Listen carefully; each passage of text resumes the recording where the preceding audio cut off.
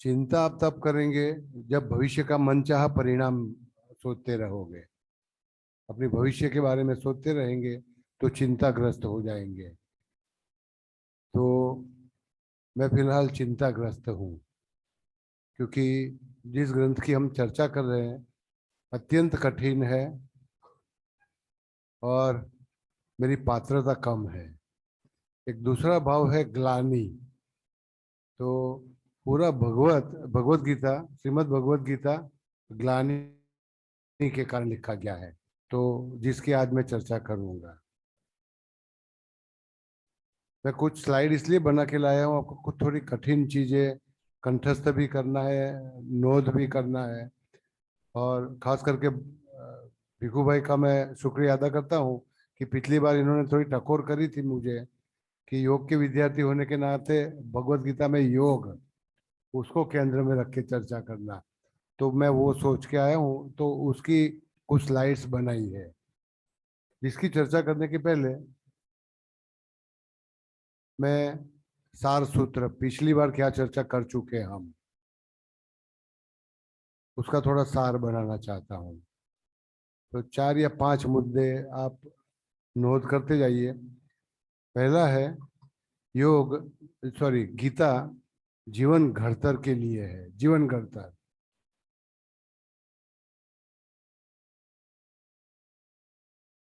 उसका आध्यात्मिक पहलू है, इसे ब्रह्म विद्या भी कहा जाता है, योग विद्या भी कहा जाता है। लेकिन आज एक सवाल हम उत्तर खोजेंगे, वो है श्रीमद् भगवत गीता का योग, राजयोग मतलब कि महर्षि पतंजलि प्रणीत योग, और हठ योग, तीनों में क्या तफावत है। तो क्यों आप केवल आसन प्राणायाम ध्यान करते रहेंगे तो आपका योग अधूरा रहेगा। क्यों आपको श्रीमद् भगवत गीता का योग जानना जरूरी है। तो ये ब्रह्म विद्या का ग्रंथ है।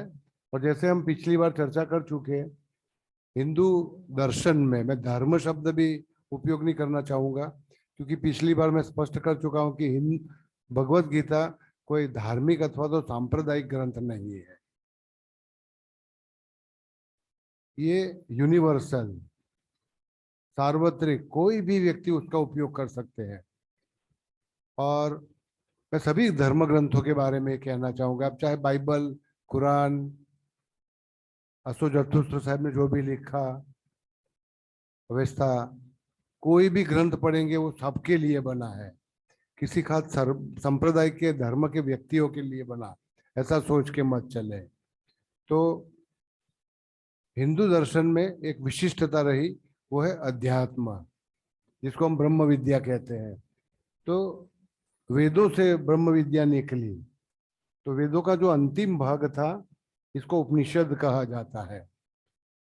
उपनिषद जो सद धातु से बना है, सद, जो आप आसन में भी उपयोग करते हो, सद, शद नहीं, सद, स, सिगड़ी वाला स। सद धातु का मतलब होता है बैठना। तो उपनिषद में सद का मतलब है बैठाने वाला, आपको ऊपर उठाने वाला, उठाकर कहीं बैठाने वाला, ऊपर उठाकर कहीं बैठाने वाला, कहाँ बैठाने वाला।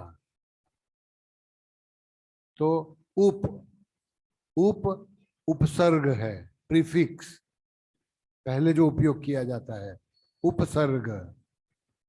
उप का मतलब होता है के पास, के नजदीक, के सन्निकर्ष, सन्निकर्ष, नियर। तो उप का मतलब होगा परम पिता अथवा परमात्मा अथवा तो ब्रह्म के पास। सद बैठाने वाला, मतलब कि हम आम आदमी है, हम सांसारिक व्यक्ति है, हम गृहस्थ धर्मी है। पूरी भगवत गीता लिखी गई गृहस्थियों के लिए, गृहस्थ धर्म पालन करने वालों के लिए। तो हम सब गृहस्थी है। हमारे जीवन में तंग अवस्था है, तनाव है, चिंताएं हैं, व्यथाएं हैं, दुख है, दर्द है। और उन दुखों का बोझ उठाते उठाते हमको परम पिता तक पहुंचना है। उन्हीं बोझों को उठाते उठाते कोई बोझ आप दूर नहीं कर पाएंगे, जो आप पहले अध्याय के सार में देखेंगे। तो परम पिता के पास बैठाने वाला, परमात्मा के पास बैठाने वाला। अब बैठने के लिए आपको 3 शर्तों का पालन करना होगा। निही, निही, बीच में एक और उपसर्ग लगाया, निही, उप निही सद। निही का मतलब होता है निशेष, अपना सब सब बाहर छोड़ करके। तो मैं तीनों शब्दों को लिखता हूं।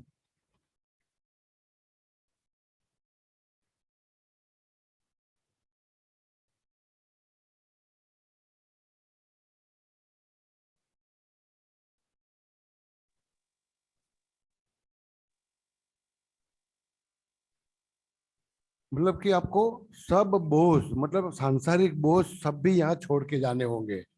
तो आध्यात्मिक यात्रा का एक मर्म है कि उसका कोई सामान नहीं बनता, सामान नहीं होता। कई बार मैं सोचता हूँ कि मैं यहाँ जो भी काम करता हूँ, जो भी कार्य करता हूँ, जो भी कर्म करता हूँ, उसका पुण्य फल मिले, वो मुझे बाद में एनकेश में कर सकूं, एनकेश यात्रा के दरमियान, क्योंकि मुझे वो वैतरणी पार करना है। बहुत गंदी नदी है वैतरणी। तो उस समय यहाँ जो काम करूंगा वो उधर काम आएगा पार करने के लिए। नरक की भूमि से गुजरना होगा कई बार, युधिष्ठिर की तरह। तो भी मुझे कुछ सामान चाहिएगा वहां से गुजरने के लिए, है ना। तो आध्यात्मिक यात्रा में कोई सामान काम नहीं आता, आपको सब कुछ इधर छोड़ के जाना है। तो आपको सब कुछ यहाँ, तन मन धन सब कुछ यहाँ छोड़ के जाना है और परम पिता का आश्रय लेना है।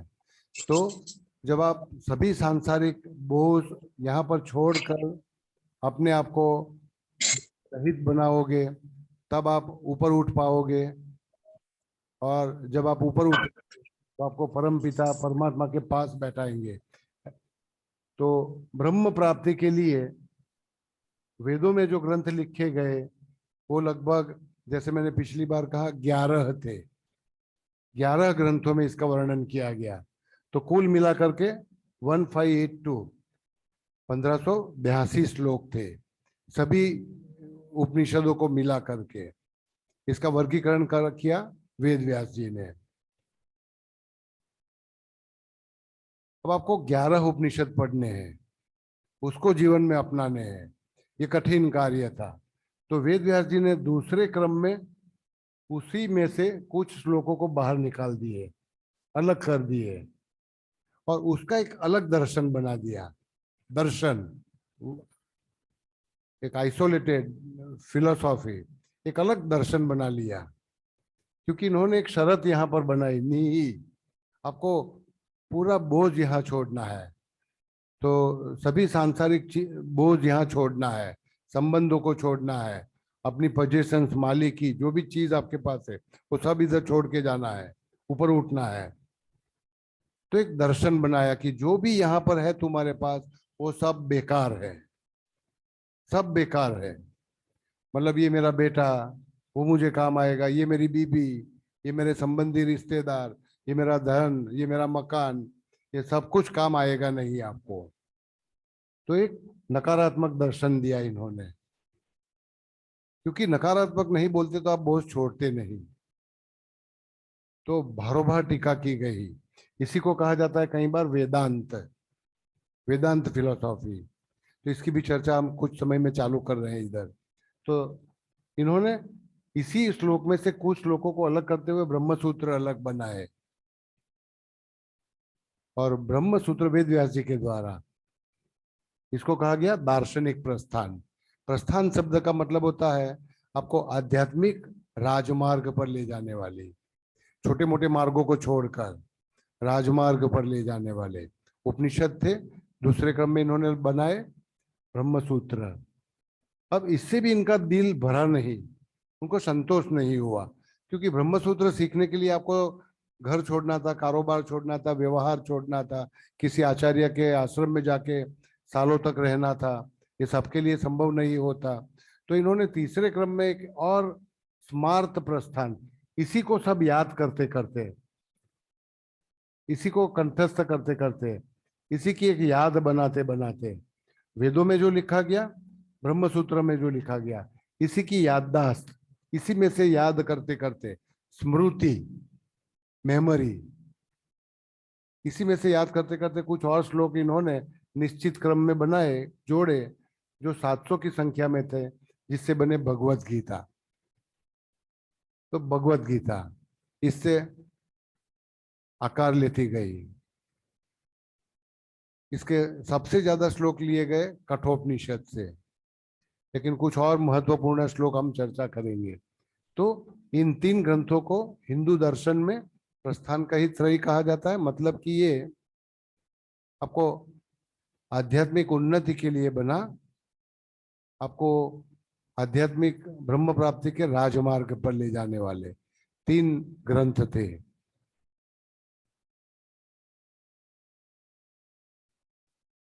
कुछ और अवमान्यताएं गीता के बारे में चर्चा की, एक दो या 3 की मैं बात करूंगा खाली, कि जैसे भगवत गीता कोई राजनीति या कूटनीति का ग्रंथ नहीं है, युद्ध नीति का ग्रंथ नहीं है।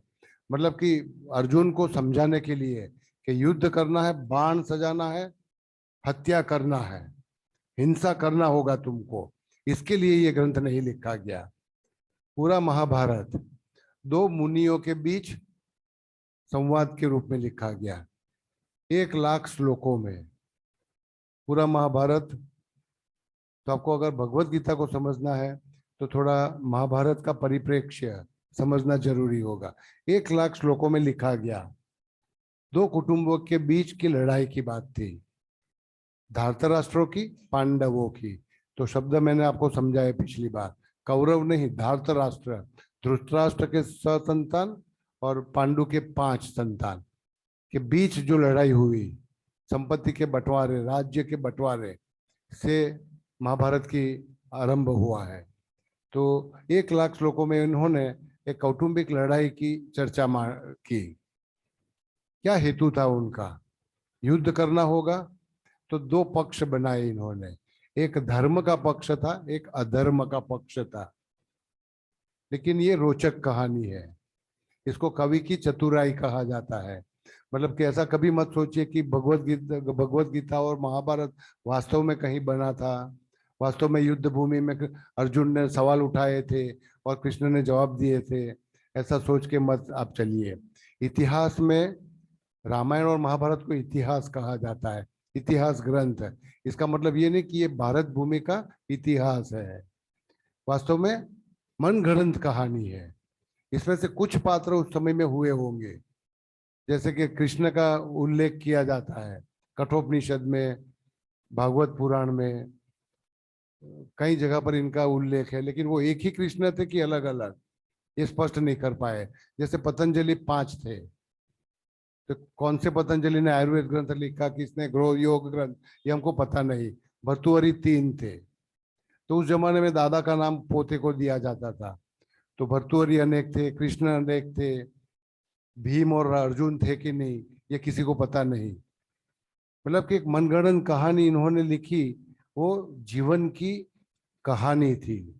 तो महाभारत जीवन की कहानी, रामायण जीवन की कहानी, जिसमें हमारे जीवन की कुछ व्यथाओं को समझाना था। इसके लिए ये उत्तम 1 लाख श्लोक में इन्होंने लिखी। वो 2 मुनियों के बीच संवाद के रूप में था। 2 मुनि थे, 2 मुनि जो थे वो एक तो राजा थे जन्मेजय, और वैशंपायन मुनि थे। वैशंपायन वेदव्यास जी के ही संतान, इन्होंने ही जन्मेजय को ये वार्ता कही, पिता ने बनाई और पुत्र ने किसी राजा को सुनाई वैशंपायन द्वारा, क्योंकि ये भी राजपाट छोड़ने की तैयारी में थे, मुनि बनने, वानप्रस्थ में थे। तो 2 मुनियों के बीच थी। 2 और मुनि है, वेद व्यास जी और गणेश। लेकिन ये सब मनगढ़ंत है, ऐसा कहीं हुआ नहीं। या तो भगवत गीता की बात करें तो 2 पात्रों के बीच संवाद के रूप में, चर्चा के रूप में है। एक पूर्ण पुरुष है जिसको आप श्री कृष्ण कहते हो, एक फंसा हुआ इंसान, व्यथाग्रस्त, विषादग्रस्त, ऐसा इंसान है। तो उसके कुछ सवाल है जो पूर्ण पुरुष को पूछता है, पूर्ण पुरुष को जवाब देते हैं। तो वास्तव में ये कहीं युद्ध भूमि पर लड़ाई की बिल्कुल तैयारी थी एकदम। बस अब तुम्हारा समय शुरू होता है, तैयारी में थे और एकाएक इन्होंने कुछ सवाल उठाए और 700 श्लोक घंटों तक चर्चा करते रहे। ऐसा हो नहीं सकता। ये कवि की चतुराई है, मनगढ़ंत कल्पना के रूप में है। तो ऐसे 3 ग्रंथों को हम प्रस्थानत्रयी कहते हैं। तो ये कोई कूटनीति या युद्ध नीति का ग्रंथ नहीं। अंत में महर्षि वेदव्यास जी ने एक सूत्र बनाया जो था अहिंसा परमो धर्म, जो हमारी राष्ट्र नीति बनी। मतलब कि युद्ध से कुछ भी नहीं मिलता, युद्ध बेकार है, हिंसा बेकार है। तुम्हारा अधिकार जताने के लिए भी तुम अगर युद्ध करते हो तो वो बेकार है। आज तलवार उठाओगे, कल तुम्हारा तलवार से वध किया जाएगा। आज बंदूक की गोली चलाओगे, कल तुम्हारा वध होगा। तो ये आमने सामने होता है। युद्ध बेकार है, युद्ध निरर्थक है, युद्ध से मनुष्य जाति को बचना होगा। ये एक सूत्र बनाने के लिए 1 लाख श्लोकों में जो रचना उन्होंने की, इसको हम महाभारत कहते हैं, उसी का सार इन्होंने भगवत गीता में अलग से बनाया। तो अंतिम अध्याय में हम देखेंगे कि आप अहिंसक बन के अपना जीवन कैसे गुजार सकते हो। तो जो युद्ध है वो कुरुक्षेत्र भूमि नहीं, वो तुम्हारे मन की भूमि है। मन में युद्ध चल रहा है। तो प्रत्येक व्यक्ति आंतरिक संघर्ष और घर्षण की स्थिति में जीवित है। मेरे मन में कुछ युद्ध चल रहा है, तुम्हारे मन में कुछ युद्ध चल रहा है। जैसे कि मुझे क्या करना चाहिए, क्या कहीं नहीं करना चाहिए। हमेशा मैं उलझा रहता हूँ, आप उलझे रहते हो। बच्चे को विदेश पढ़ाई के लिए भेजना चाहिए कि नहीं भेजना चाहिए, तो दिमाग में लगातार मेरे सवाल उठते रहते हैं। पाप की कमाई करनी चाहिए कि नहीं करनी चाहिए, बदला लेना चाहिए कि नहीं लेना चाहिए। तो 2 पक्ष है। तो सिगमंड फ्रॉइड ने इसको 2 नाम दिए। एक को बोला ईड, ईड।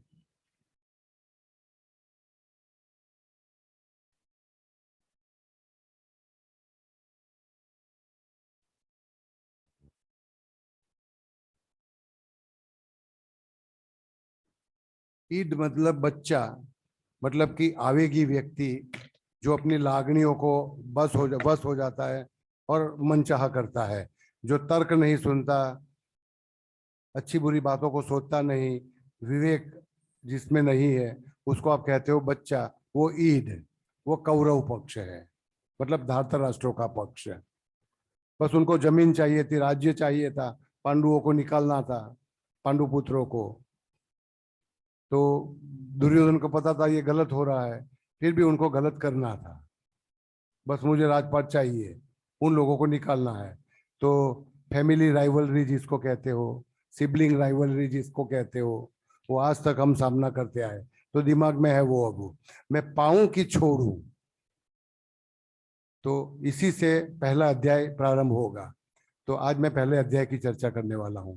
तो एक पक्ष है धार्तराष्ट्रों का, अधर्मियों का, गलत करने वालों का, और दूसरा पक्ष है धर्म, dos and do nots, right and wrong, विवेकपूर्ण विचार करने वाला। वो है पांडवों का पक्ष, वो है सुपर ईगो।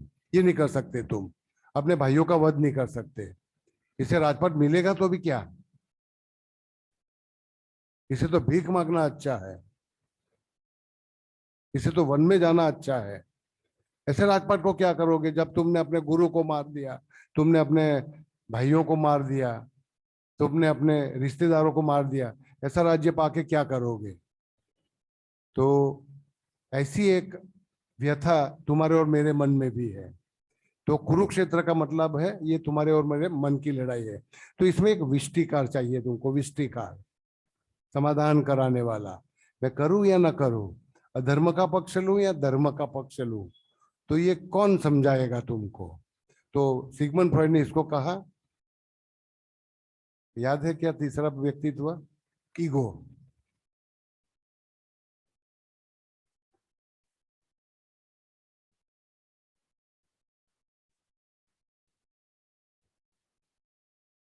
ईगो का मतलब होता है द एडल्ट इन यू, तुम्हारे अंदर जो पुख्त इंसान है, जो तर्क से सोचता है, न्याय से सोचता है, बुद्धि का प्रयोग करता है, जो कृष्ण अथवा तो विष्टिकार है। कृष्ण चाहते थे कि दोनों पक्षों में समाधान हो,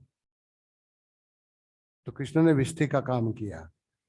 तो तुम्हारे अंदर भी जो युद्ध चलता रहता है घमासान, उसमें एक विष्टिकार है। तुम्हारा ही मन तुमको शांत करना चाहता है, अधर्म छोड़ो, धर्म अपनाओ, थोड़ा त्याग करो। भले ही पूरा राजपाट न मिले, एक दो गांव मिलेगा तो भी चलेगा। तो ये विष्टिकार का काम है। तो भगवत गीता का प्रारंभ कैसे होता है, पहले ही अध्याय का मैं थोड़ा भूमिका और फिर योग की, भगवत गीता के योग की चर्चा करता हूँ। तो भगवत गीता लिखी गई भीष्म पर्व में, महाभारत में भीष्म पर्व।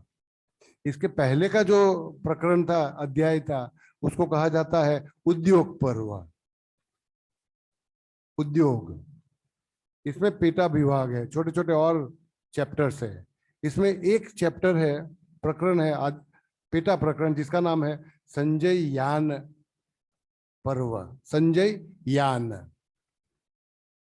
संजय, तो आप संजय को पहचानते हो, वो धृतराष्ट्र के सारथी थे। तो ये दोनों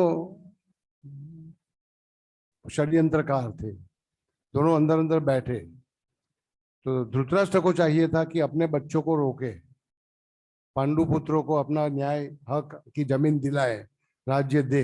लेकिन पिता थे, अंधे थे, तो अंधे थे, अपने बच्चों को रोक नहीं सकते थे। तो वो क्या करना चाहते थे, तो वो चाहते थे कि मेरे बेटों को राजपाट मिले, क्योंकि पांडु पुत्र सभी पराक्रमी है, वीर है, युद्ध होगा तो मेरे पुत्र सभी मारे जाएंगे, क्योंकि कृष्ण इनके साथ है। तो इन्होंने चाहा कि युद्ध रोकना चाहिए कैसे भी। तो ये खुद तो अंधे थे, खुद तो चाचा होने के नाते जा नहीं पाए, तो इन्होंने संजय को थोड़ा इंस्टिगेट किया। संजय को बोला तुम जाओ, थोड़ा युधिष्ठिर को अलग कर देना, क्योंकि पांचों में थोड़े युधिष्ठिर कमजोर आदमी है, इनको थोड़ा समझा देंगे तो वो शायद मान जाएंगे युद्ध रोकने के लिए। तो संजय को पूरे श्लोक पढ़ा करके, पूरी बातें पढ़ा करके ये युधिष्ठिर के पास भेजते हैं, और युधिष्ठिर के साथ चर्चा की जाती है। और ये दो प्रस्ताव रखते हैं कि इस राजपाट को तुम क्या करोगे, जब तुम इतनी हत्या करोगे तो तुमको हत्या करने से कुछ मिलेगा नहीं, पाप मिलेगा, खुद ही के वंश का तुम हत्या करोगे। तो अपने ही वंश की हत्या करने वाला, अपने कुल की हत्या करने वाला पापी होता है। तुमको सबको ये काम नहीं करना चाहिए, ये संजय का प्रस्ताव है। अपने कुल की हत्या मत करो तुम, ये गलत होगा। इसके बदले तुमको क्या करना चाहिए, तुमको भिक्षा वृत्ति, भिक्षा। तो पहले अध्याय में अर्जुन के तीन संवाद है, तीन वाक्य है। मैं अपने ही कुल की व्यक्तियों को, अपने ही नातीले लोगों को मार के क्या पाऊंगा, बेकार है ये युद्ध मेरे लिए, मुझे ये युद्ध नहीं करना। तो ये अपना धनुष्यबाण छोड़ देता है। दूसरा वाक्य बोलता है कि इससे तो अच्छा ये होगा कि हम भीख मांगे, दर दर भटके भीख मांग के गुजारा करें, हत्या करके पाप करके राजपाट पाए, इसका क्या मतलब। तो मतलब कि पूरे भगवत गीता का पूर्व प्रारंभ संजय ने किया हुआ है।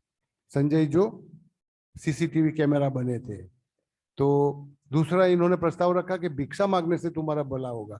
हाँ, तुम राजपुत्र हो, राजकुमार हो, भिक्षा मांगने से तुमको शर्म आ रही है, तो तीसरा रास्ता है तुम्हारे लिए, तुम वन में क्यों नहीं जाते, वनवास कर लो।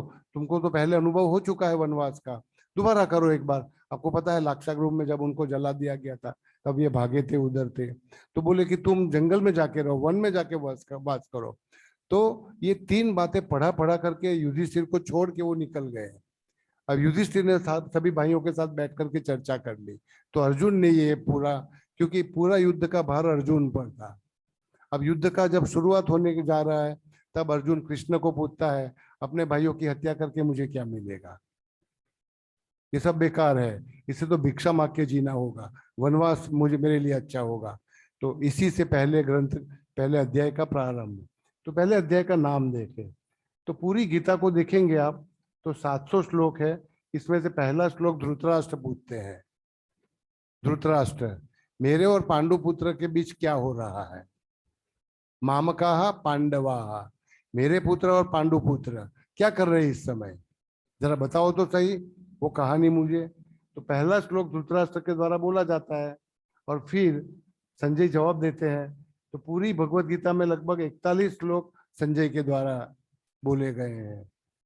84 श्लोक अर्जुन ने सवालों के रूप में, कुछ सवाल उठाएंगे बाद में हम, वो अर्जुन ने पूछे थे और उसके उत्तर में श्री कृष्ण के मुख में कठोपनिषद इत्यादि उपनिषदों से अक्षरशः लिए गए, अक्षरशः, एक भी श्लोक में एक भी बदलाव लाए बिना कई सारे श्लोक हम देखेंगे।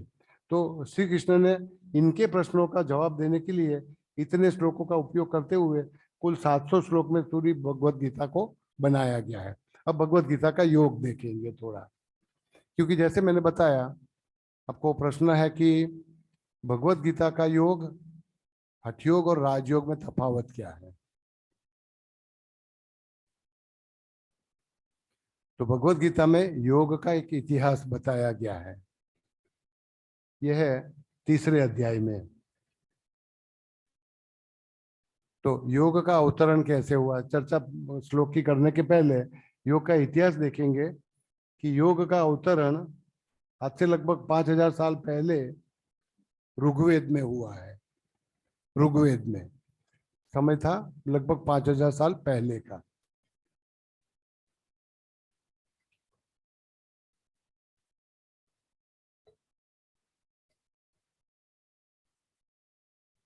तो ये वैदिक समय था। इसके पहले, इसके बाद 1000 साल के बाद उपनिषदों का सर्जन हुआ, उपनिषद ग्रंथों का। तो ये लगभग 4000 साल पहले। मैं भगवत गीता से कड़ी जोड़ रहा हूं। उपनिषद लगभग लिखे गए 4000 साल पहले, 5000 साल पहले लगभग, मतलब about 3000 years BC, before Christ, Upanishad लिखे गए। इसके लगभग 1000 साल के बाद षड दर्शनों की रचना की गई। षड ही नहीं, 9 दर्शनों की रचना की गई जो आपको सिखाए गए हैं, कुछ आस्तिक और कुछ नास्तिक। तो कुछ 9 दर्शनों की रचना आज से लगभग 3000 साल पहले की गई। तो पतंजलि योग, कपिल का सांख्य, भगवान बुद्ध का बुद्ध दर्शन, महावीर स्वामी का जैन दर्शन, चार्वाक मुनि का दर्शन, ये सब आज से लगभग 3000 साल पहले हुए। इसको कहा जाता है क्लासिकल योग, जो महर्षि पतंजलि ने ग्रंथस्थ किया। और फिर तफावत देखेंगे इसका। इसके बाद में लगभग आज से 1200 साल पहले, 1500 साल पहले हठयोग का प्रारंभ हुआ। हठयोग, इसको कहा जाता है उत्तर पातंजल योग, पोस्ट क्लासिकल योग। तो महर्षि पतंजलि ने जो योग लिखा वो क्लासिकल योग, दैट इज द अल्टीमेट, दी योग, ऐसा जो आप कहते हो, वो उत्तर पातंजलि लगभग 1200 साल पहले। लेकिन उत्खनन, एक्सकावेशन, जमीन को खोदते खोदते हमको पता चला कि कुछ इतिहास गलत लिखा जा रहा है। तो मैं बाद में चर्चा करता हूँ। इस समय जो हम जी रहे हैं वो पोस्ट मॉडर्न योग, अभी अति आधुनिक समय का योग है। मतलब कि अभी चिकित्सा में उपयोग, फिटनेस में उपयोग, सांसारिक सिद्धियों की प्राप्ति में उपयोग। मतलब कि योग जो एक जमाने में आध्यात्मिक उन्नति के लिए बनाया गया था, अब भौतिक स्वरूप धारण कर चुका। योग जो अंतर यात्रा थी, अपने भीतर की यात्रा थी, जीवन को सजाने की यात्रा थी, उसको शरीर को सजाने की यात्रा बनाई गई। मतलब आत्मदर्शन से आपको दूर हटा दिया गया। तो ये अभी का स्वरूप है। लेकिन इसका मतलब ये नहीं कि जब योग वेद लिखे गए तभी योग का आविष्कार हुआ। योग इसके पहले भी था, जिसको कहा जाता है पूर्व वैदिक युग, प्री वैदिक पीरियड ऑफ योग। अब उस जमाने में तो कोई ग्रंथ थे नहीं, तो योग कहाँ था। तो देखा गया सिंधु खीण, सिंधु नदी, हड़प्पा, लोथल इत्यादि में जितने भी जमीन में से अवशेष मिले, इसमें योग चित्र देखे गए हैं। काफी सारी मुद्राएं देखी गई है, आसन देखे गए, मुद्राएं देखी गई। उसमें एक पशुपतिनाथ का चित्र है। पशुपतिनाथ, पशुपति जो आप शंकर कहते हो, जिसी को आदिनाथ भी कहा जाता है, आदिनाथ। पार्श्वनाथ भी कहा जाता है जैन दर्शन में। पार्श्व पशुओं का नाथ, बुलॉक बेल वाला जो है। तो कई सारे ऐसे चित्र मिले जिसमें अंकित किया गया कि योग पहले से था। हठ योग 1200 साल पहले नहीं बना, हठ योग प्री वैदिक पीरियड में भी था, क्योंकि ये हठ योग के आसन है मोहनजोदड़ो से मिले हुए, मतलब कि 6000 8000 साल पहले भी था। तो उस योग को कहा जाता है पौराणिक योग, पौराणिक मिथोलॉजिकल योग, क्योंकि वो मनगढ़ंत कहानियों के रूप में था, वो किसी ग्रंथों में नहीं था, क्योंकि लिखी नहीं थी नहीं। लोग अंदर अंदर बातें करते, चर्चा करते, कहानियां बनाते। तो ऐसी कहानियों में बताया गया कि योग के कुछ लक्षण बताए गए। ये भगवत गीता के हिसाब से है। भगवत गीता में ये मिथोलॉजी लिखी गई है तीसरे अध्याय में, जो मैंने आपको बताया। पूरा तीसरा अध्याय देखेंगे आप, उसमें पहले 2 श्लोक इमम विवस्वते योगम प्रोक्तवान। तो पूरा श्लोक मैं आपको समझाना नहीं चाहूंगा समय बचाने के लिए, इसी के कुछ सार सूत्र बना रहा हूं। फिर कुछ अलग अलग शब्दों को देखेंगे, जैसे कि इसमें एक अव्ययम लिखा है, योगम अव्ययम। योग कैसा विद्या है? अव्ययम, क्षीण नहीं होने वाला, विनाश नहीं होने वाला। योग शाश्वत है। तो उसकी थोड़ी चर्चा करता हूं आपको। मिथोलॉजिकल कि योग है अव्ययम, सनातन विद्या है, जीवन लक्ष्य है, ये कभी नष्ट नहीं होता, इसका विनाश नहीं हो सकता। हाँ, भगवत गीता में तीसरे अध्याय में एक शब्द प्रयोग किया गया, कुछ समय के लिए समाज में वो लुप्त हो गया, लुप्त, विलुप्त, हिडन, जैसे कि इस समय हो रहा है। जो सही स्वरूप में है वो योग देखते नहीं, भौतिक स्वरूप वाला आप योग देखते हो, तो जो सही योग है वो दिखता नहीं आपको। भारत में एक समय था लगभग 1000 साल का, इसको कहा जाता है अंधेरा युग, डार्क एज। पूरी दुनिया में चल रहा था। क्लासिकल योग लिखा गया, क्लासिकल योग और पोस्ट क्लासिकल, इसके बीच में लगभग 1000 साल का समय बीता। वो 1000 साल हिंदू दर्शन में, भारतवर्ष में और पूरी दुनिया में डार्क एज कहा जाता है।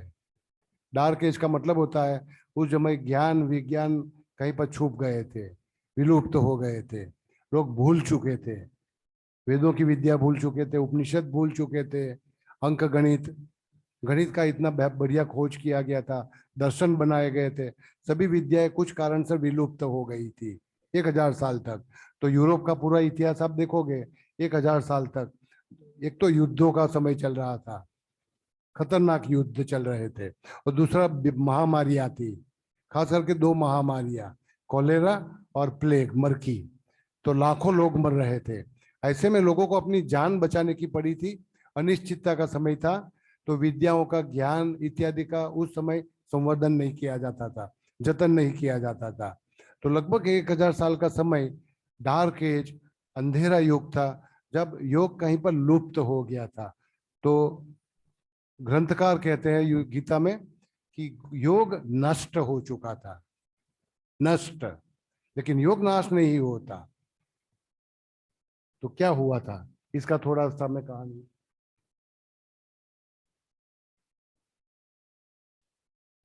तो अव्ययम, योग नाश नहीं हो सकता, लोगों की योग से भरोसा हट सकता है, लोग योगिक जीवन शक्ति भुला सकते हैं। इसका मतलब ये नहीं कि योग बेकार है, योग तो था, लेकिन लोगों ने इसका महत्व कुछ समय के लिए भुला दिया था, इसलिए थोड़ा नष्ट हो चुका था, लुप्त हो चुका था। तो ये अव्ययम, क्षीण कभी नहीं होने वाला है योग, पुरातन, काफी प्राचीन है। योग का सर्जन हुआ है जब सृष्टि का प्रारंभ हुआ, तभी से, जीवन के प्रारंभ से ही,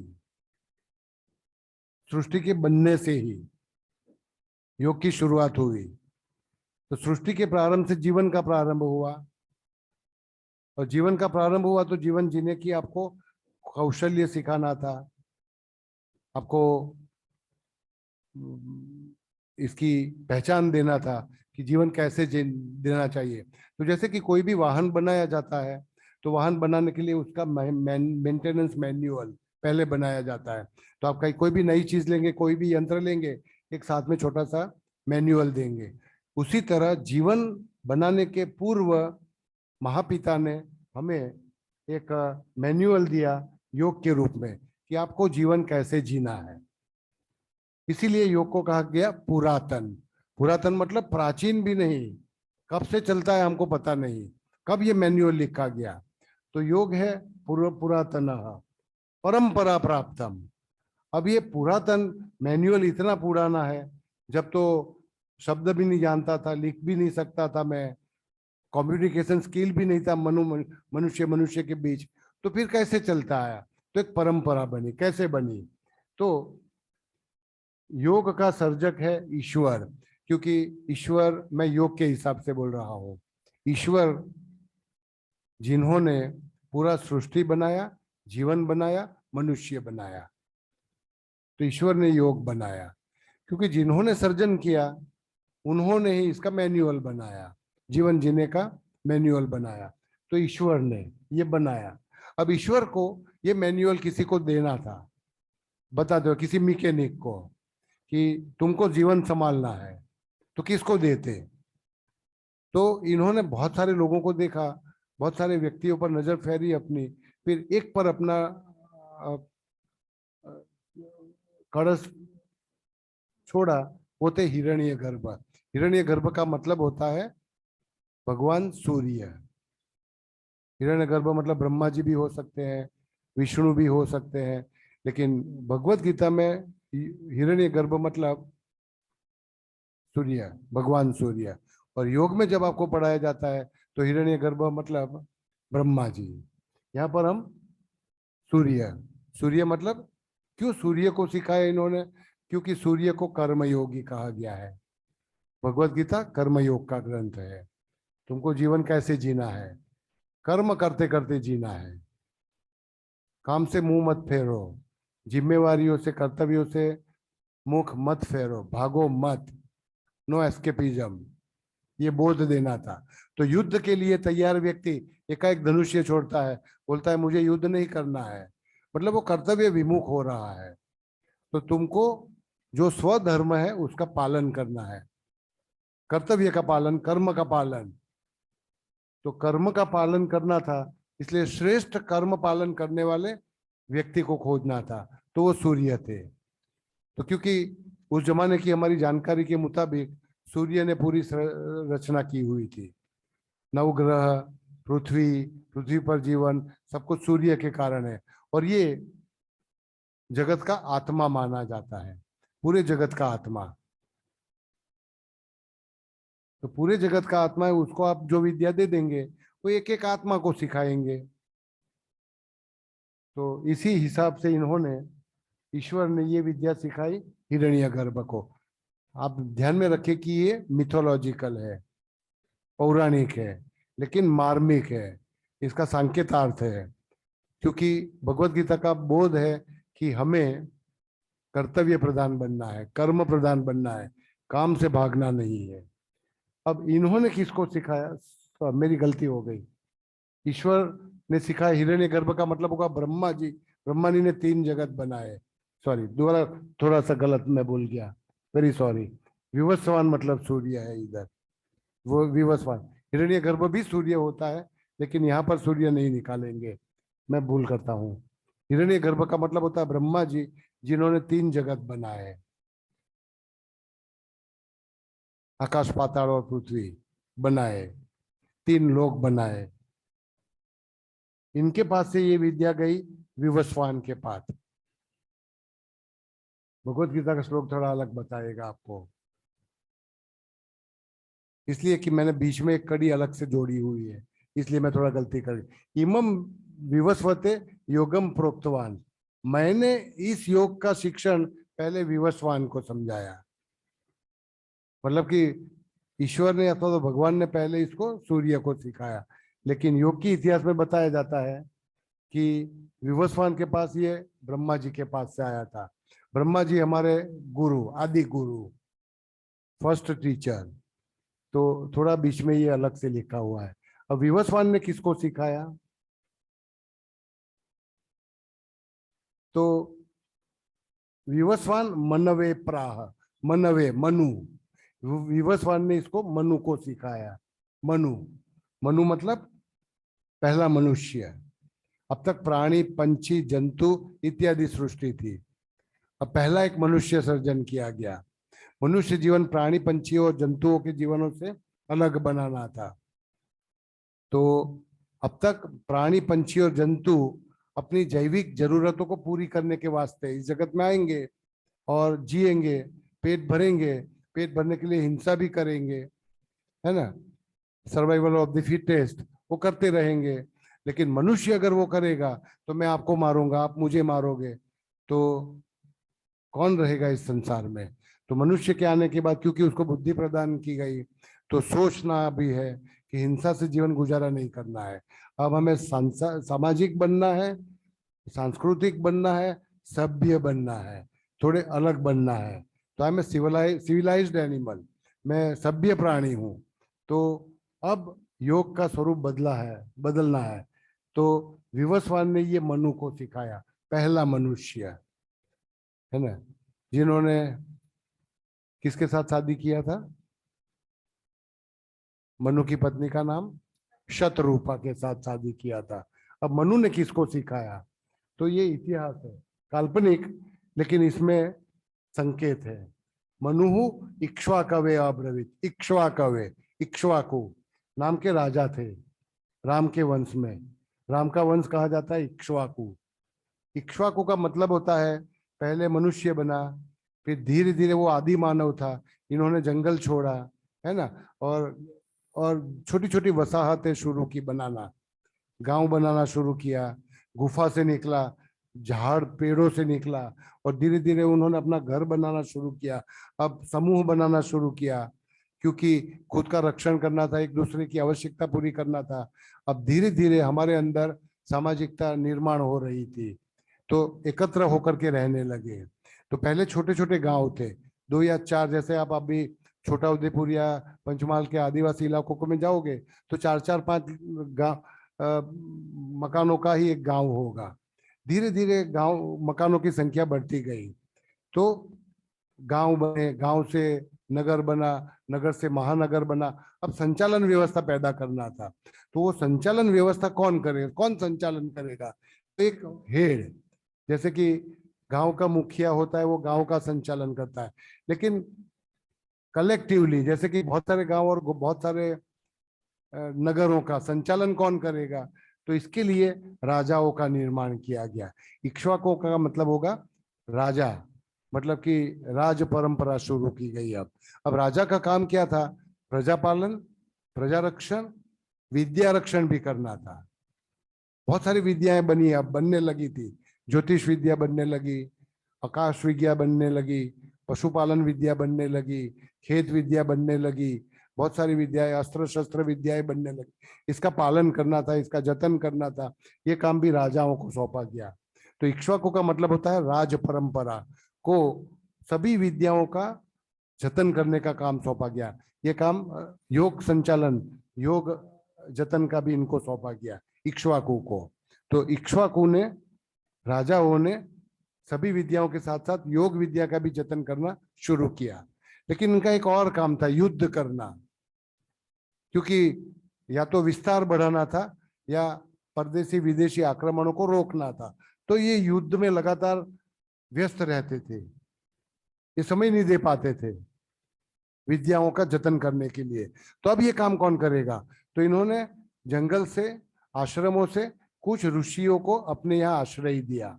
आप आइए, हमारे दरबार में रहिए, तुम्हारा लालन पालन हम करेंगे, तुम हमारे राजकुमारों को ये विद्या सिखाओ, और इसका पालन जतन मेरे बदले में तुमको करना है, क्योंकि मैं युद्ध में व्यस्त रहता हूँ। तो कुछ ऋषियों को राज्य में बुलाया गया, दरबार में बुलाया गया, जैसे द्रोणाचार्य को बुलाया गया, याज्ञवल्क्य को बुलाया गया। तो ये सब राजर्षि बने। तो अब इन्होंने जतन करना शुरू किया। राजा रहते थे युद्धों में व्यस्त, उनके दरबार में रहने वाले ऋषि ये राजकुमारों को ये विद्या सिखाते थे, और साथ ही साथ इन विद्याओं को, अब क्योंकि लेखन विद्या हो गई थी तो लिखने का भी शुरू किया इन्होंने ग्रंथ। तो राजाओं के पास से ही आई राजर्षियों के पास, तो एक परंपरा बनने लगी, परंपरा प्राप्तम। तो राजर्षियों ने ये विद्या चालू की। अब जैसे मैंने बोला कि धीरे धीरे ये परंपरा टूटने लगी किसी कारणवश, बहुत सारे कारण बने, इसका ऐतिहासिक चर्चा इस समय मैं नहीं करना चाहूंगा, लेकिन ये परंपरा भारत में लगभग 2500 साल पहले टूट चुकी, राजर्षियों के द्वारा विद्याओं का जतन। और भारत में फिर शुरू हुआ एक अंधेरा काल, अंधेरा समय, जब सभी विद्याएं लुप्त होने लगी। तो उस समय दरमियान योग का क्या हुआ ये किसी को पता नहीं। वेद के काफी श्लोक, उपनिषदों के काफी श्लोक, वेदों के कई सारे ब्राह्मण, आरण्यक इत्यादि गुप्त हो चुके, नाश हो चुके, श्लोक टूट चुके, फट चुके, अब वो हमारे पास रहे नहीं। तो अधूरे अधूरे ग्रंथ रहे हमारे पास, वो लगभग 1500 साल तक चला। और इसके बाद में दोबारा इसको पुनर्जीवित किया गया लगभग आज से 1200-1500 साल पूर्व हठ योग के रूप में। तो ये एक ऐसी परंपरा है, ये उत्तमम रहस्यम है, उत्तम रहस्य, इसको नाश नहीं होने देना है, क्योंकि ये जीवन लक्ष्य विद्या है। तो योग जीवन घड़तर के लिए है, जीवन लक्ष्य है। तो चर्चा करेंगे थोड़ा योग में प्रतिपादित विविध योग। तो योग के 3 प्रमुख मार्ग भगवत गीता में बताए गए, 3 प्रमुख मार्ग थे। एक था कर्म योग, जो पहले से छठे, पहले 6 अध्याय देखेंगे आप तो प्रत्येक के नाम में विषाद योग, सांख्य योग, कर्म योग, ज्ञान कर्म संन्यास, प्रत्येक को टेक्निकली हम देखेंगे। कर्म योग का मतलब क्या होता है, ज्ञान कर्म संन्यास और कर्म संन्यास। अब देखिए कि कर्म कर्म कर्म 3 बार उपयोग होगा, लेकिन प्रत्येक में आप देखेंगे कि संन्यास जरूर है, लेकिन संन्यास का संदर्भ बदलेगा। इसका मतलब ये नहीं कि आपको अपना कुटुंब, राजपाट, संतान, पत्नी पति इत्यादि को छोड़ के जंगल में जाना है, संन्यास धारण नहीं करना है। संन्यास यहाँ पर सांकेतिक होगा, जो हम चर्चा करेंगे धीरे धीरे। तो पहले 6 अध्याय में कर्म योग की चर्चा की गई, 7वें से लेकर 12वें अध्याय में भक्ति योग की चर्चा की गई। तो कर्म योग पहले, भक्ति योग बाद में। तो ये थे ज्ञान विज्ञान योग, अक्षर ब्रह्म योग। अब देखिए इसमें विश्व रूप दर्शन योग है। तो कृष्ण ने अपना विश्व रूप दर्शन बताया, क्योंकि अर्जुन को प्रभावित करना था, अपनी बातों में लेना था। तुमको युद्ध करना है मतलब करना है, ये मेरी आज्ञा है, मेरे प्रभाव में तुमको करना है। तो अपनी विभूति को बढ़ाना था इनको। अगर मैं आम आदमी बन करके आपको कुछ बोलता तो आप मेरी बात नहीं सुनते, लेकिन मैं विश्व रूप धारण करता तो आप तुरंत सुनते। तो इन्होंने विश्व रूप धारण कर लिया। ये भक्ति योग के अंतर्गत है। तो भक्ति योग, तो ये सभी 6 अध्याय भक्ति योग की महिमा करते हैं। तो इसी तरह पूरा योग, पूरा भगवत गीता योग के ग्रंथ में है। अब अंतिम 6 अध्याय में क्षेत्र विभाग योग, क्षेत्र क्षेत्रज्ञ विभाग योग, 2 शब्द है अलग अलग, क्षेत्र क्षेत्रज्ञ, खेत और खेत वाला, खेडूत, खेत और खेडूत। तो देखेंगे टेक्निकली बाद में क्षेत्र का मतलब क्या है, क्षेत्रज्ञ का मतलब क्या है, और ये विभाग क्यों करना है तुमको शरीर से अपना अस्तित्व अलग करना है। जब तक शरीर को अलग नहीं समझोगे, आपको खुद को शरीर मानते रहोगे, तब तक देह संबंधों में, वासनाओं में, भोग विलास में आप व्यस्त रहोगे। तो शरीर से अपने आप को अलग कर दीजिए। इसका मतलब नहीं ये नहीं कि मरना है तुमको। तो क्षेत्र और क्षेत्रज्ञ का विभाग, क्षेत्र का मतलब होता है तुम्हारा शरीर, और क्षेत्रज्ञ का मतलब होगा तुम्हारा आत्मा। शरीर को जानने वाले हो तुम दृष्टा हो, ज्ञाता हो, लेकिन तुम खुद शरीर नहीं हो। तो इसकी रोचक चर्चा करेंगे बाद में।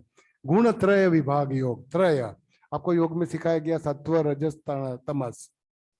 तो ये पूरा संसार 3 गुणों में बांट दिया गया है, विभाग बांट दिया गया है। जैसे कि मेरा एक व्यक्तित्व है, आपका एक व्यक्तित्व है, आपकी कई सारी प्रवृत्तियां हैं, ये गुणों के आधार से चलती है।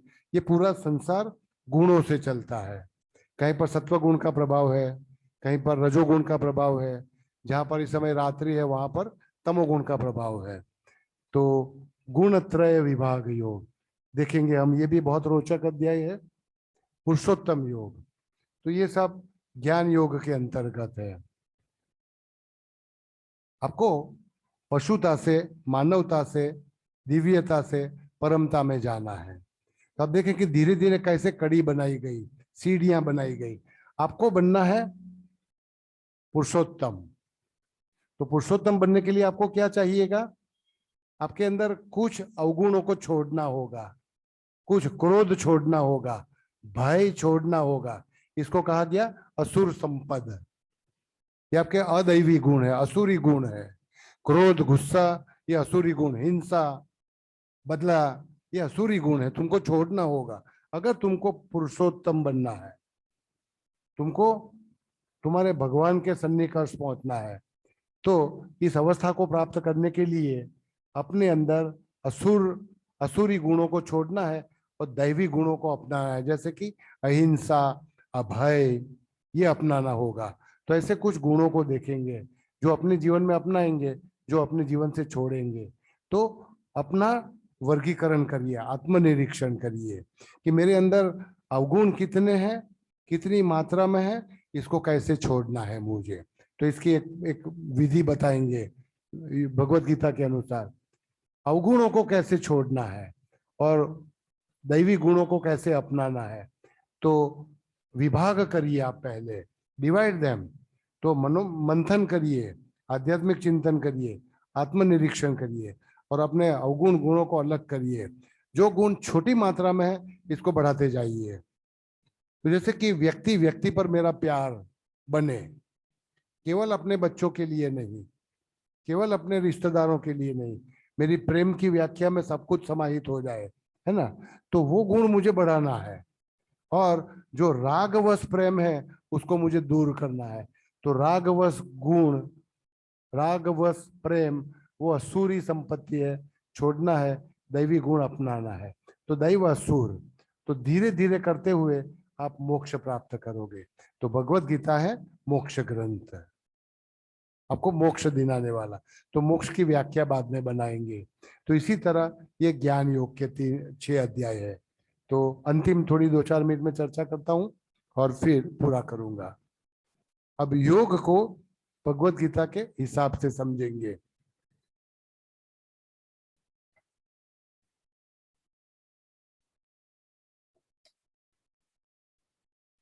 योग आपको 3 उत्तम क्षमताएं देता है।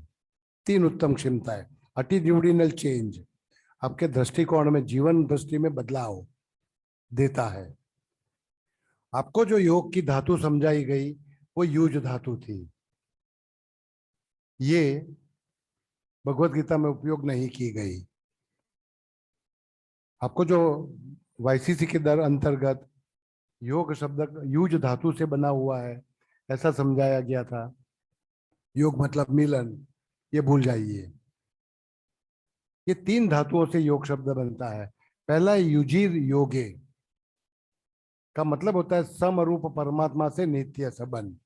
अब भगवत गीता का कहानी प्रारंभ, मिथोलॉजिकल स्टोरी बनता है कि परम पिता परमात्मा एकमात्र थे, एको हम, मैं अकेला हूं, निराकार थे, निर्गुण थे, एको हम, मैं अकेला हूं। अब इन्होंने सोचा कि क्यों न मनोरंजन के लिए, लीला के लिए कुछ सर्जन करें। तो इन्होंने पहले अपने अंदर से बहुत सारी आत्माएं बनाई, बहुत सारी आत्माएं। वो खुद निराकार थे, आत्माओं को भी बनाए, वो भी निराकार थी। तो अनगिनत आत्माएं बनाई इन्होंने। अब खेल का प्रारंभ करना था, नाटक, मनोरंजन, खेल का प्रारंभ करना था। तो चीज वस्तु चाहिए, वेशभूषाएं आपको धारण करनी होगी, हथियार हाथ में पकड़ने होंगे।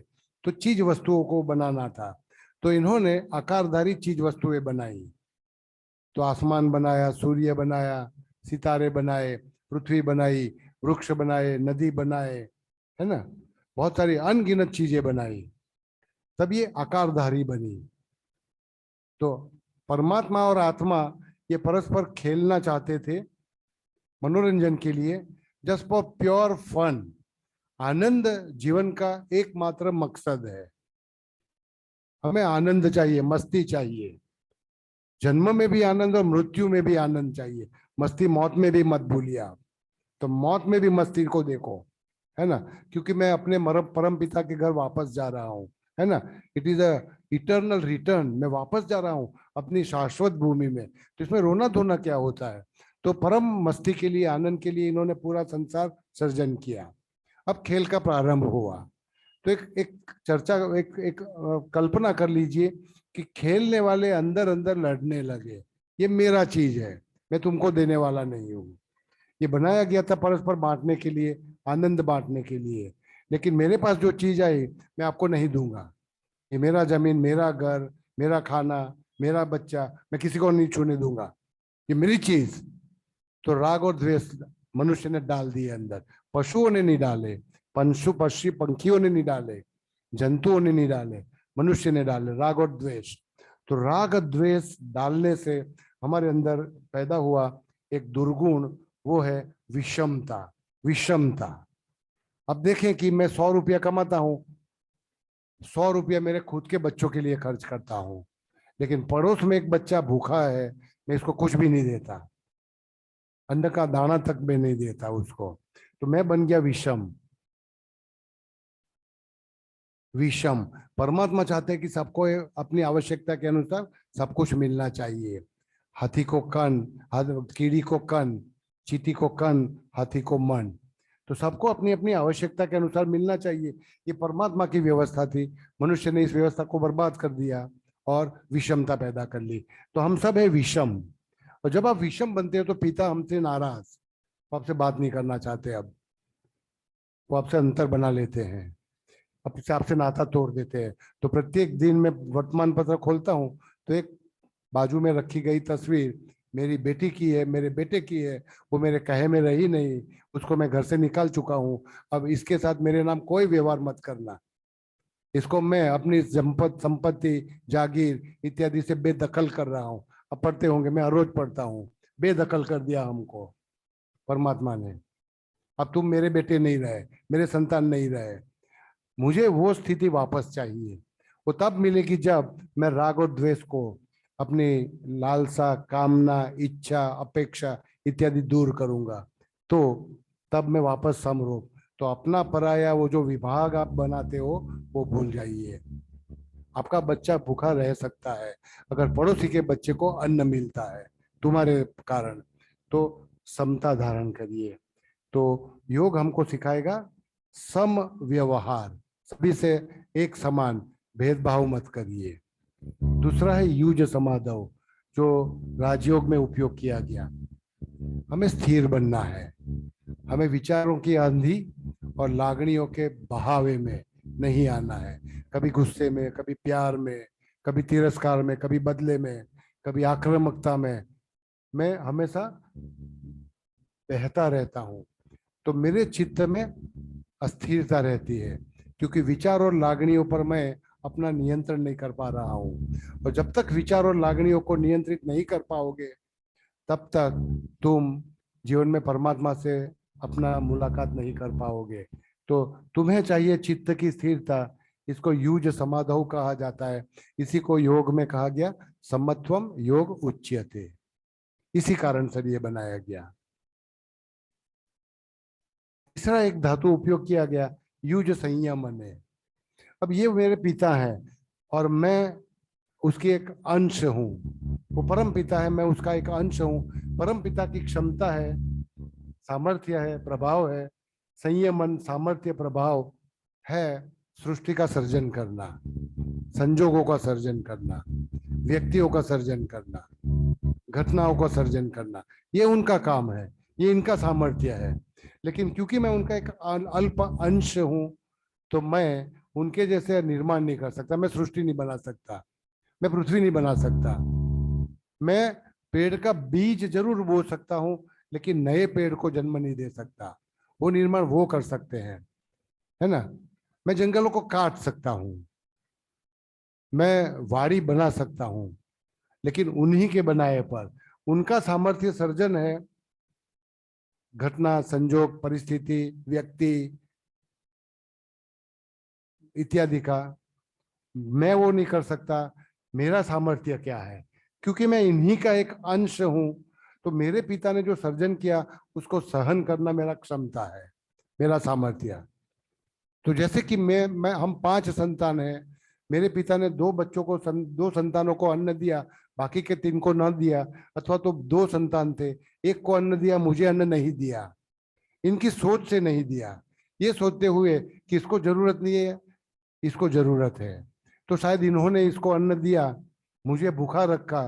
तो भूख सहन करना मेरी सामर्थ्य है, लड़ना मेरा सामर्थ्य नहीं। युद्ध नहीं करना है मुझे कि मुझे क्यों अन्याय किया गया।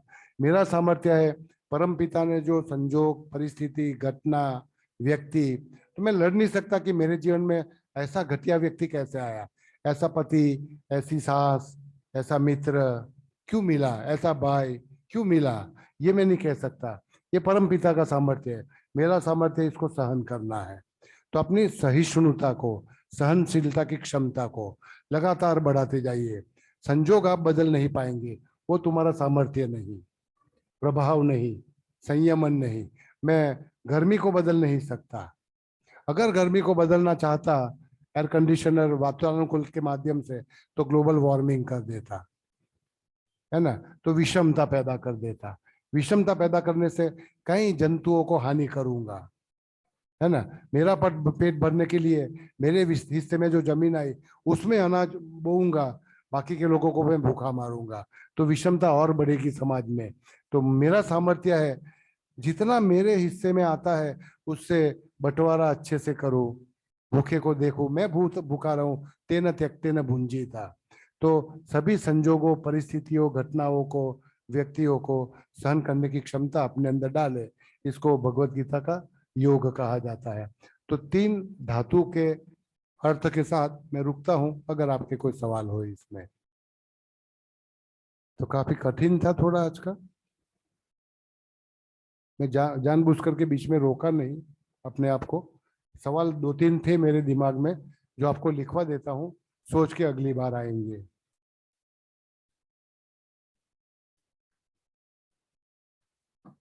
तो पहला सवाल है मेरे अंदर दिमाग में, गीता आपको क्या बोध देती है, क्या सिखाना चाहती है? तो कुछ विकल्प मैं देता हूँ। राजनीति, कूटनीति सिखाना चाहती है क्या? राजनीति, इसको कौटिल्य का ग्रंथ बनाएंगे क्या आप? महामात्य चाणक्य का ग्रंथ बनाएंगे क्या? राजनीति, कूटनीति, आतताइयों का वध करना है, विधर्मियों का वध करना है। तो विधर्मी और स्वधर्मी ये शब्द भगवत गीता में उपयोग किए गए हैं। तो चर्चा बाद में करेंगे। क्या ये तुमको युद्ध नीति सिखाता है? कूटनीति, राजनीति, युद्ध नीति, क्या सिखाने के लिए ये ग्रंथ लिखा गया 700 श्लोक में? क्या ये तुमको जीवन नीति सिखाता है? और जीवन नीति के 2 अर्थ है, एक योग और दूसरा अध्यात्म। योग मतलब तुम्हारा लक्ष्य है मोक्ष प्राप्ति और परम पिता की प्राप्ति। परमात्मा को मनाना है, वो पिता तुम्हारे से रूठे हुए हैं, उनको मनाना है मुझे, वो मुझे दोबारा घर में बुलाए, मुझे अपना ले, है ना। तो मैं चाहता हूं कि मेरे पिता से मेरा दोबारा मिलन हो। वो मिलन करने के लिए योग मुझे कर्म सिखाता है। कर्म योग का मतलब होगा, कर्म खुद के लिए मत करो, औरों के लिए करो। तो गांधी जी सर्वश्रेष्ठ कर्मयोगी, खुद के लिए कुछ भी नहीं किया। तो औरों के लिए कर्म करोगे तो तुम्हारे पिता तुमसे खुश होकर अपने आप अपना लेंगे, योग होगा। औरों के लिए कर्म तो तुमको परमात्मा की प्राप्ति। दूसरा हेतु है अध्यात्म। अध्यात्म का मतलब होता है समाज, सांसारिक सुख दुखों से धीरे धीरे मुझे ऊपर उठते जाना है। और पूरी सृष्टि का सर्जन किया गया एक मस्ती, मजा, आनंद, प्योर फन, जो मैं इस समय नहीं आनंद कर पा रहा हूँ, नहीं भुगत पा रहा हूँ, मैं दुखी हूँ। तो मुझे ऊपर उठते उठते सुखों दुखों से ऊपर उठकर मस्ती में जीना है। चाहे कितनी भी परिस्थिति खराब क्यों ना हो, मेरी मस्ती को मैं नहीं छोड़ूंगा। सामर्थ्य प्रभाव मेरा आनंद में है। मेरे चेहरे पर प्रसन्नता करमानी नहीं चाहिए। तो ये अध्यात्म कहा जाता है गीता का। गीता में जो योग लिखा गया, उस योग का पतंजलि के योग से और हठ योग से क्या अंतर है, क्या समानता है, वो थोड़ा सोचना होगा हमें आने वाले समय में। गीता में जो योग बताया गया वो राजयोग पतंजलि प्रणीत और हठ योग स्वामी आदिनाथ प्रणीत में क्या तफावत है, अंतर है और क्या समानता है। क्या ये सब चीजें एक है कि योग के नाम से अलग अलग पंथ है? अगर एक पंथ अपनाते हो तो दूसरा पंथ छोड़ना होगा मुझे। जैसे मैं हिंदू बनता हूं तो अब मैं इस्लाम नहीं कहला सकता अपने आप को, मुस्लिम नहीं कहला सकता। या मैं कभी बौद्ध बनना चाहता था, तो जिसके पास मैं गया था इन्होंने मुझे पूछा इसका मतलब है तुम बाद में हिंदू नहीं रहोगे? तो दिमाग मेरा थोड़ा विचलित हो गया और मैंने बोला कि मैं 2 दिन सोच के जवाब देता हूँ, क्योंकि मेरी जो पहचान है वो मैं छोड़ना नहीं चाहता और नई चाहे पहचान अपनाना भी चाहता हूँ। तो बोले कि वो नहीं हो सकते, या तो तुम अपरिणित रहो या परिणित होकर ससुर घर जाओ। तुम दोनों साथ में नहीं कर सकते कि अपरिणित भी रहो और ससुर घर भी जाओ, ये दोनों का नहीं हो सकता। तो भगवत गीता में जो योग है, राजयोग में जो योग है और हठ योग में जो योग है, एक ही है कि अलग अलग है? अगर एक अपनाओगे तो दूसरा छोड़ना पड़ेगा क्या तुमको? ओके। तो आज मैं छोड़ता हूँ इधर से अधूरा, लेकिन मुझे चर्चा करना था, अगली बार मुझे याद कराइएगा कि भगवत गीता के पहले अध्याय का नाम है विषाद योग। अंत में तुमको आनंद पाना है, लेकिन आनंद की शुरुआत करेंगे विषाद से, दुख से, उत्साह की कमी से, कमजोरी से शुरुआत करोगे। निर्भय अभय होना चाहते हो तो पहले भय से शुरू करो।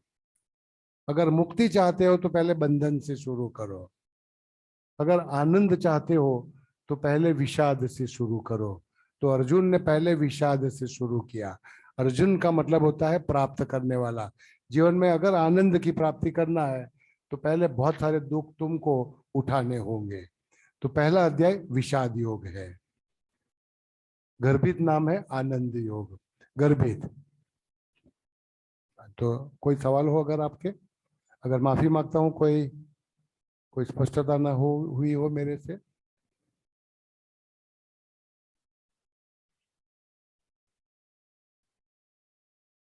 अगली बार दूसरा अध्याय चर्चा करेंगे जिसका नाम है सांख्य योग अध्याय। हरिओम।